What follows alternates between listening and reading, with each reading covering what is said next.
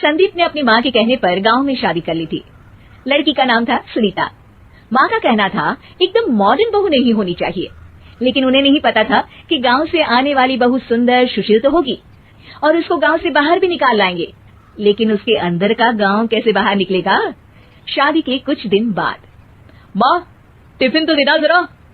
बेटा अब तो स्कूल नहीं ऑफिस जाता है, माँ से नहीं अपनी बीवी से टिफिन मांगा कर।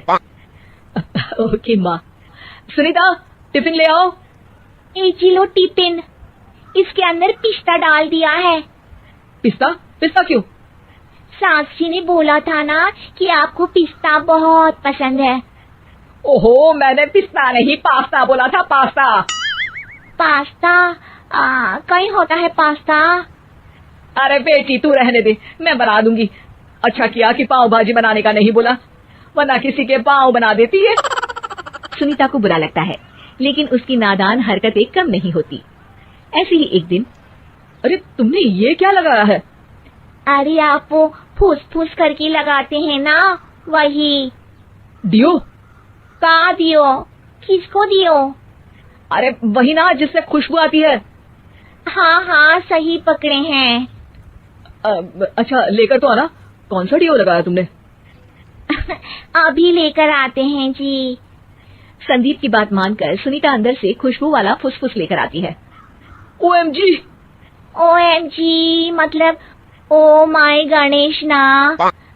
अरे OMG छोड़ो, ये खुशबू वाला फुसफुस की बात कर रही थी तुम? हाँ इसी की, फिर से सही पकड़े हैं।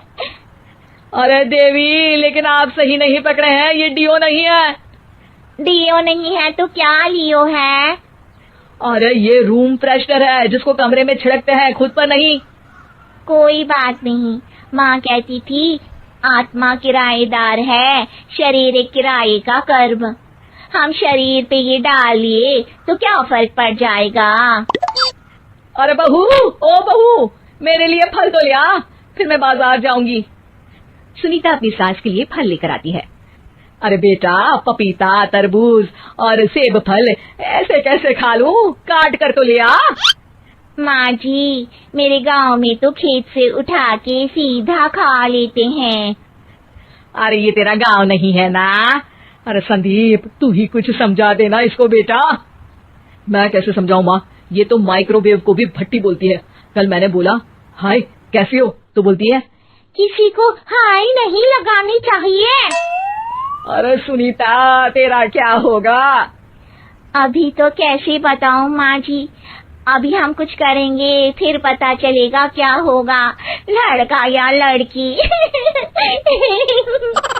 हे भगवान, कहाँ से आ गई है? रामपुर से जी, आप ही तो लेकर आए थे मुझे। अरे मुझे माफ कर दो।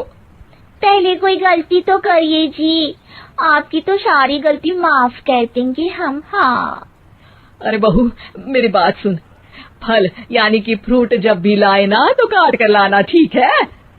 जी ठीक है माँ जी, फल यानी फ्रूट यानी काट के लाऊंगी।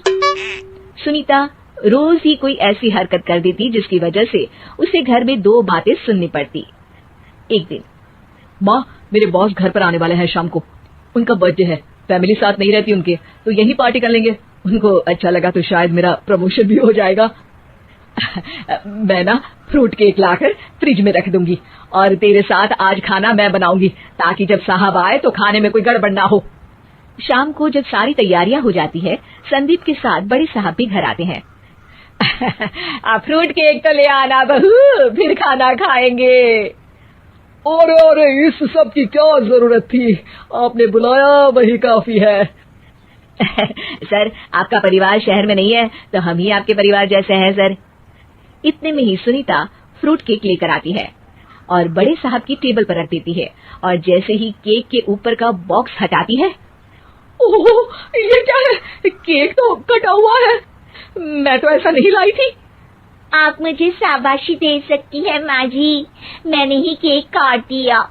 आपने कहा था ना फल यानी फ्रूट यानी हमेशा काट के लाना, तो फ्रूट केक भी तो फ्रूट ही है ना, तो मैंने पहले ही काट लिया, हूं ना मैं समझदार। अरे बहू ये क्या किया, केक हमेशा वही काटता है जिसका जन्मदिन होता है। तुझे एक बात भी समझ नहीं आती, एक नंबर की बेवकूफ है। पूरा माहौल बिगड़ चुका था। संदीप को लगने लगा था कि साहब उसे प्रमोशन तो दूर की बात है, कहीं डिमोशन ना दे दे, लेकिन साहब बीच में ही बोल पड़ते हैं। अरे अरे कोई बात नहीं, ये इनकी बेवकूफी नहीं है, इनका भोलापन है। बेटा आप कहाँ से हो? रामपुर गांव से। अरे वाह, गांव से? फिर तो आपके गांव में ताजे फल और सब्जियां मिलते होंगे। हाँ सही पकड़े हैं, हम तो काटते भी नहीं, सीधा खा लेते हैं। मैं ना एक बार तुम्हारे गांव घूमने जरूर चलूंगा। क्यों संदीप, ले चलोगे ना? मुझे गांव घूमना बहुत पसंद है। बस फिर क्या था, संदीप और सास दोनों खुश हो गए, क्योंकि साहब को सुनीता ने गांव की बात करके खुश कर दिया था। अब संदीप का प्रमोशन पक्का था। शिक्षा, कभी भी किसी भी गलती पर घबराना नहीं चाहिए। हो सकता है कि उस गलती की वजह से आगे बड़ा फायदा हो जाए।